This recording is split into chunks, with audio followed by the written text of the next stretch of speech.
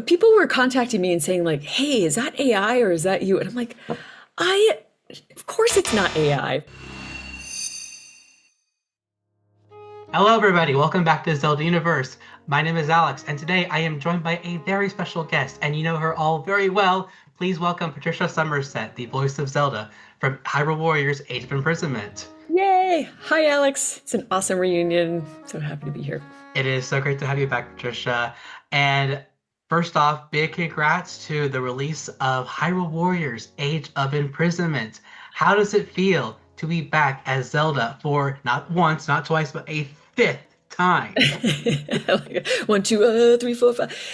It's as always like a little bit surreal.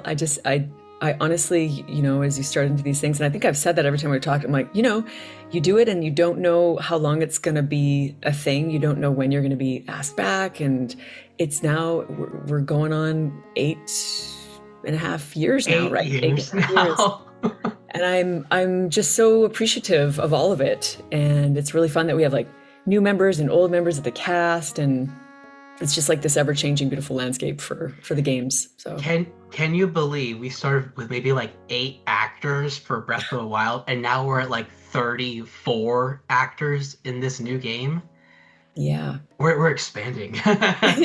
Never been a better time to be a Zelda fan, as far as I'm concerned. Oh no, absolutely. I love the fact that all these actors get a chance to be part of the Zelda world and bring these characters to life. It is exciting. But yeah, so fifth role as Zelda, Breath of the Wild, Age of Calamity, Tears of the Kingdom, Zelda Notes, which we'll get to, and now Age of Imprisonment. So first off, big congrats.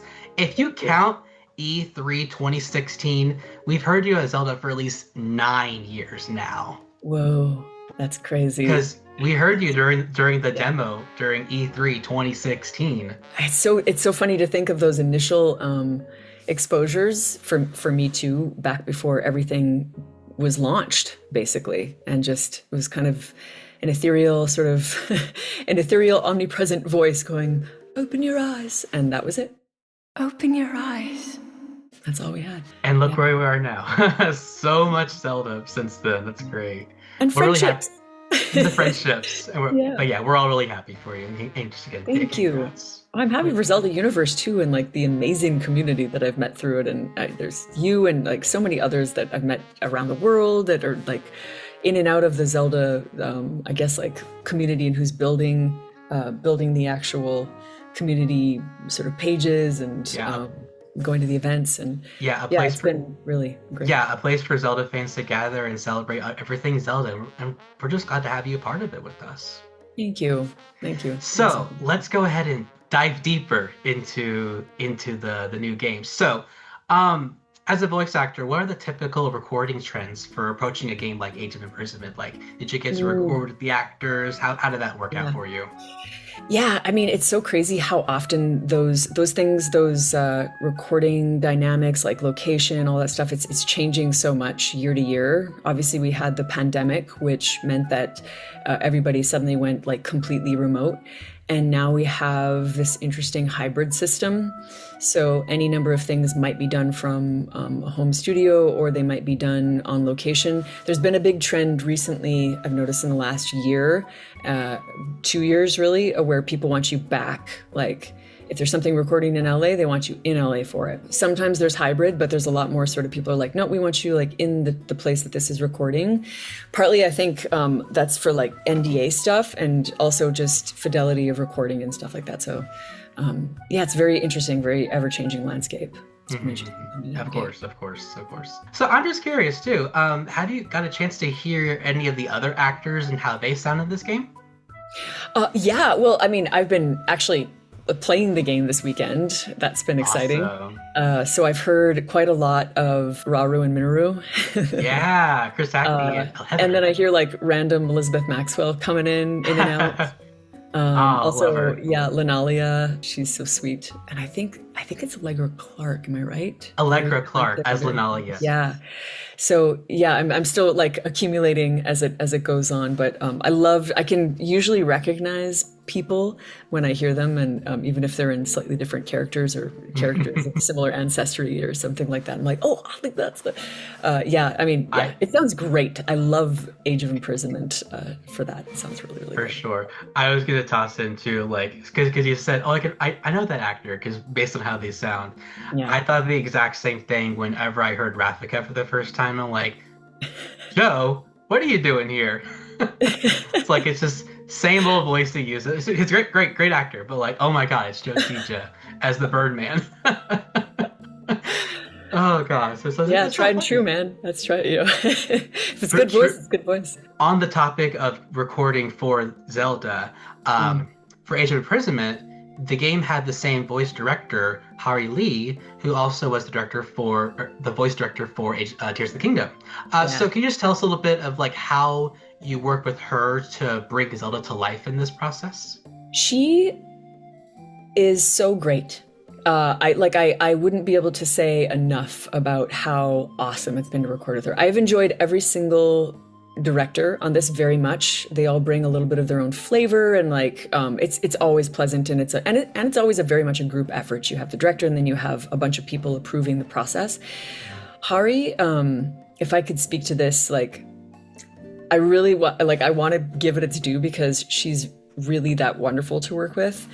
She's done a lot in the room to celebrate and voice the power that Zelda has, to bring her a strong, I'd say deeper, rich voice. And again, that's like everybody working on that together and deciding aesthetically where it's going as things age and they move in the progression of the timelines. But another thing that she does in the room is like, she's really like an actor's director. So she gives you really great direction, and then she'll sit and consider, and she's very good at sort of spelling out context for you. We do lots of different versions of the takes, but when there's something she really likes, she's really clear about it. And she also brings a ton of humor to the sessions, never at anybody's expense, but just this really great ability to kind of almost self-deprecate in a very confident way, and just kind of like lighten everybody up, and then everybody's like chuckling. And so I've just now working on her with 3 processes: Tears of the Kingdom, and then Zelda Notes, and then also Age of Imprisonment. I mean, obviously, I think Nintendo loves her too. She's just been so awesome. I feel so fortunate, and I hope I get to work with her again, really on anything. So, yeah, there's my speech for her. Well, awesome Hari. if I have to chime in too about Hari, like she's working hard, because like not only this game this year, she was the voice director for Donkey Kong Bonanza. And I'm like, that makes so much sense, because that game has some really good voice acting. Yeah. They made up a whole language for the monkeys. And I'm like, how do you do that? That's a lot of group collaborative effort, and many hours of people creating that. Hari also is like, because she's got a background in comedy and stand-up and acting herself, like for many years before she's turned into a director. She's just been somebody who's been, I think, she was on the film Almost Famous, I think. Like, she's just been sort of like in the industry for a long time, doing a variety of things like writing and writing and performing in all sorts of genres. That is very phenomenal, and like her work shows for sure. Hari, we love you at Zelda Universe. To just say, we love you. When you're recording all these lines, do you happen to like get a like specific outline for how certain characters are supposed to be pronounced? Because there's a lot of unique Zelda names that go back and forth a lot in the Zelda community. So what is that like for you? That is a huge challenge, a big part of the recording. Like it's a monumental epic challenge, because some of those things, like there were things I think in the Zelda Notes that had never been pronounced before, potentially. Like, so you have people that have like, they've been approved, but then you need like references for those things, because you can so easily forget it, especially when you beat around, like when everybody's going like, you know, say Lanayru, or is it Lanayru? Lanayru, Lanayru, or, you know, and Lanayru. Sometimes they're not obvious emphasis at all. So there's this combination of like, it has to be sort of canon for everybody has to say it basically the same way, but then a little bit within their own kind of dialect. So there's that a little bit of creative freedom there, sort of. And then you just kind of blend those things together and make for what is already like a sort of, a universal pronunciation for all those things. But yeah, it's all been like fact checked and like researched and everything. But exactly. Of course, there has to be some sort of like giant booklet of Zelda lore that the team has to follow. There is, there is. Because I remember too, because for the longest time people said Deku. Which one is it? I think it's Deku, because you said that in Breath of the Wild before. Deku tree. Yeah. Is it something a little bit in between, like it's not like Deku and it's not like Deku. It's like Deku. You'll arrive at the forest where the great Deku tree lives. Great Deku tree. Great Deku tree. Great Deku tree. That's what I heard for the cutscene that you recorded, so I'm going off of that. Well, that must be right, because somebody of course. That. But if you ask me to remember how it, like, because I may have tried 3 different versions before they were like, nope, this is, and then once you've tried 3, you're like, I don't know, man. We will get to this in Zelda Notes further on, but like I remember finally somebody in the Zelda universe, say the name Furore, which no one can pronounce that and stick to it. It's been pronounced differently in different ways. But you finally say Furore. I have come to the spring countless times since I was young to receive the protection of Furore, goddess of courage. And I'm like, oh my goodness, we finally have an official way to say this name. And I definitely did not come up with that on my own. Those things were all very much researched, and like people were like, no, this is how we're gonna say it. I need someone to say Fi so people can stop going between Fi and Fee. Fi, faux fum. Faux fum, yeah. You need a faux fum in there. Oh my god, poor Fi. Jinx. Were there any lines that you recorded during your time for Age of Imprisonment that were improvised or you just did on the fly that happened to make the cut, if you happen to remember? I mean, I can never really talk about too many details of the recordings, but I would say, I mean, by the time it gets to me, stuff is pretty well oiled, and so kind of not real. I mean, like everything that you see has been approved before it gets to my mouth, and it also has to sort of fit into the cutscenes. You know, occasionally when you're recording, they'll sort of look at it, and then the line, if the writer's in the room, they usually are, if they want to sort of tweak something and go back in and just kind of fix the music of it for that particular localization of that language, then you might get a slight variation on it. But it's unlike a lot of other processes. I think it is really more sort of, it's so massaged by the time it gets to you. Of course. It's more rare to do kind of improvising. Now you do like pre-life and stuff like that, or you might suddenly change the emphasis of a certain word occasionally. But yeah, you know, like it's a strong form that you're working with. So. Yeah, because now I'm thinking about it, because you mentioned that Hari is very like amusing in the session. Yeah. So I'm curious if anything funny has come up and now. Yeah, well, I mean, it might be the difference between, you know, if she's like, if she gives you direction, you know, like, actually, Zelda's having a lot more fun there, or maybe this, remember the context around that line where they were in grave danger, and this might have happened in a war back here, and so she might be referencing that, and then, so it might come out different, and that's where the play happens, right? Like, yeah. Of course. So in Age of Calamity, what was it like getting to record another hack and slash game? Did you do anything different for such a high energy action game because you're fighting all the time? Because it is a hack and slash kind of, I guess you say like a melee game, or there's so many different ways of calling that game. It does have a really specific form to that style of game that I thought was kind of more similar to the other, to Age of Calamity, not necessarily in the content, but when you do things like fighting efforts and stuff like that, you have a really tiny frame, like you might need to record something in like 0.5 seconds. And so whatever you might want to go, ha, but you can't, you have to go, ha, you know. So you have that, and then you have these long, beautiful cutscenes. So you have the interesting combination of those two things, but with the fighting games, more of the kind of like the fighting barks and onos and efforts. Yeah, it's fun. Because I'm sure you also have to keep in mind the time, because there are certain lines in the fighting that you say, and you don't have a lot of time to say that whole line. So yeah, I'm sure that comes into play too, right? Oh, totally. Yeah. When you're recording games like that, they have time signatures on each of the lines. Like it has to fit within 0.5 seconds to 2 seconds or something like that. So if you say like, that was nothing, something like that, you can't lengthen it. It has to be like 1 second. And you just have to kind of keep that in mind. Let's quickly chime in a little bit on the whole topic about Zelda Notes, because not only was Age of Imprisonment a big release, Zelda Notes was a pretty surprising release this year as well, because we got like 275 new memories just by Zelda alone. That is a lot. I love that you know that statistic. That was one of the chunkiest recording sessions I think I've ever done. People were contacting me and saying like, hey, is that AI or is that you? And I'm like, of course it's not AI, of course it's me. But I never respond to those things because I don't want to make some sort of official statement that, just go look in the credits of the thing and you'll see that we're in there.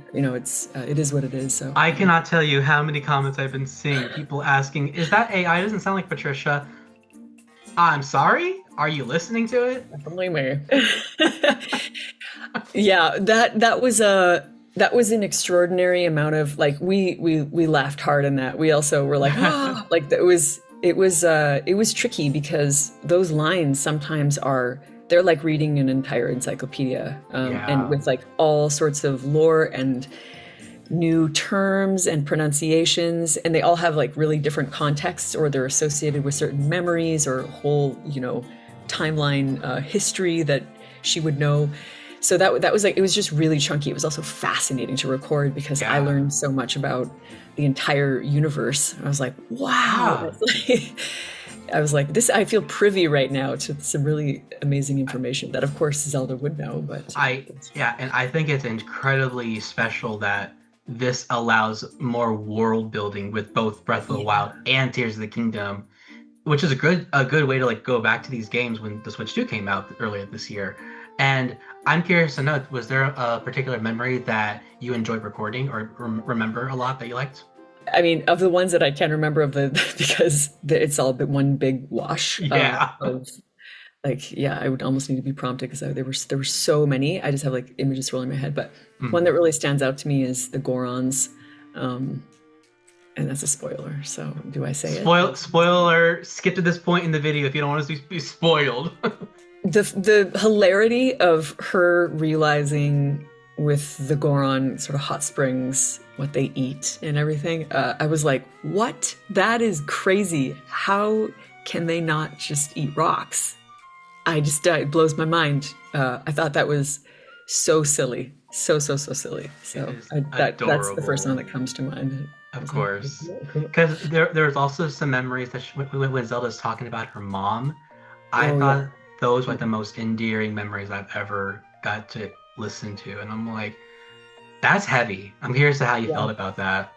Yeah, they were very tender to record as well, for sure. And again, when go back to Hari and the team, like it's just so fun to record with that team because there's just so much reverence given to what the whole history of the entire series and what you are laying out there. And so you take your time with those lines and you think about the context a lot and you drop in and they're really fun. And it is nice for a character to spend time with her mother, to imagine what that would be. And weirdly, I've gotten to imagine that a lot over the last 8 years, this fictitious mother for this character that I really have. Absolutely. And I want to mention at least one more memory that you recorded that was very endearing and very heartfelt was when you talked about meeting with King Dorephan in Zora's Domain and sharing the news that Nifa has died and hearing that relief from King Dorephan of him saying thank you to you. And I'm like, that was a very touching moment. And I'm really happy that you got to share that with everybody. Because like that happens exactly after Breath of the Wild ended. I can imagine how that felt for you, just like getting to like keep living this game's like story elements, Yeah. Well, I mean, I feel the same way with Age of Imprisonment too, to go back into certain parts of that Tears of the Kingdom universe and just revisit what was ultimately just a really heavy, strong, deeply poetic story that that saw Zelda as a much, like, she's really grounded by this point. To go back into that was really amazing too. Yeah, whenever a character can kind of talk about coming to peace, there's some sort of retribution, or like, yeah, she's talking about having a hard conversation, and it's so courageous of her to go and have that conversation, and for the king to be like, hey, this conversation hurts, but it was also healing. I love that very much. Yeah. Absolutely. Also, I do want to end off the whole notes stuff with like one funny but very lighthearted one. No funny, never. No funny. But we need to talk about Link and how much she like talks about him in all these memories. And I'm like, oh, there's something going on here. I'm curious. I'm so careful when I say anything related to that. Remember that. All I'm saying is that they're spending a lot of time together, and I think it's amazing. Definitely a very hilarious, like, the mountain. The tough mountain one. Mm-hmm. Like, I want to climb the mountain, but he's saying I can't. I shouldn't do that. Yeah, she's like, I'm not sure why he's hesitating. You're like, yeah, okay, yeah. Oh, okay, yeah. Well, I think it's great that they spend so much time together and that they are looking out for each other, you know? That's what friends should do. Exactly. Yeah. Alrighty. Just to reflect on everything with Zelda, it's hard to say where we go from here in the future with Zelda. I know you don't know anything. We're not asking that question to you, but like, this could, in fact, be the last we see of this Zelda in this era of Hyrule. However, if you were to come back to audition, it can be anybody. Who would you want to come back as? It can be Zelda. But I mean, who do you want to be if it wasn't Zelda? I'm gonna be selfish here and say I'll always want to be Zelda. Not that, like, also if other people get a chance to be Zelda, well, they will. I mean, look at the live action film that's going to come out in 2027. 2027. Did they say spring 2027? I thought, how crazy, right? Because that would be exactly a decade after I started. That'll be like 1 decade of being the voice of Zelda. Yeah. And then, or the only voice, I should say. And then you're going to have a live action version, kind of a Hylian and sister, and a different version, and a huge film budget version. And I'm like, it all just makes sense. I'm really, I kind of, whatever happens from here, it's sort of, this has been like truly one of the biggest gifts in my career. It always will be. Mm-hmm. I will come back as anything in that universe if they want me to. Like, I would just be like, oh, heck yeah. I mean, what do you want me to do? Well, the characters. I think that like the most appropriate answer is just like, the answer is yes, I'll come back for anything. Yeah. The answer is yes. And they've asked you like 4 more times after Breath of the Wild, and I'm like, they really want you back. I'm so honored. I'm so honored that they felt a loyalty to the consistency of that character, and that they let me grow within it, and that we all got to grow within this timeline and this version, this iteration. Absolutely. It's been that's great. Freaking great, Alex. That's so awesome. Well, whether or not you come back as a Zelda or anybody else, I just hope that we get to have you back in the future in any shape or form. I'll always be part of the yes, universe. Absolutely. That's just that's happened now. That's cemented. Imagine. So. I'm not asking questions here. I'm just like saying it out loud just because I love talking. But I would love it if in the next Smash Bros. Game they redesign Zelda so she's Breath of the Wild Zelda, so they have to bring you back. Or Tears Zelda. Because Zelda can fight, clearly. She can hold her own. Yeah. She's a fighter and a lover. She has a sense of humor every once in a while. She is very funny. She's like low-key hilarious a lot. She's low-key neurotic and hilarious. It's absolutely. True. Patricia, thank you again for spending this time with us again. Whether it's Zelda or not, what can we expect from you in the future? Can you give us any hint or tease?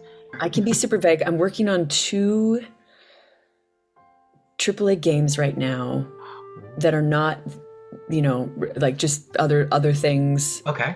They are sort of long processes that involve PCAP and stuff like that. And I'm so thrilled. They're really fun teams. They're fun new IPs. I kind of feel like one might be announced at some point randomly and surprisingly within the next probably 6 months to Okay.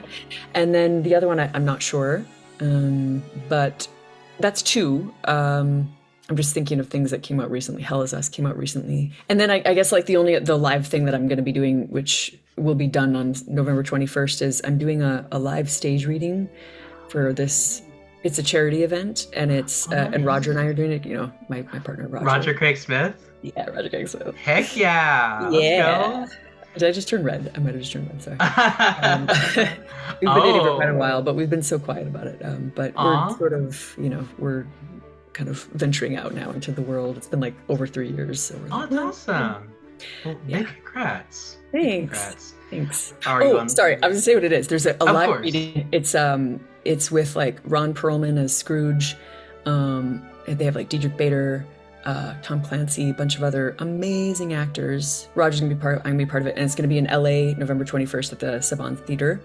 Okay, great. So So I'm gonna be back on stage for like one night with a bunch of really fascinating, amazing actors. So I'm excited about that. So if anybody's in LA, buy tickets for that. I'm on the same socials as I've been. I'm on there. I'm not on there all the time, but I am very much findable there.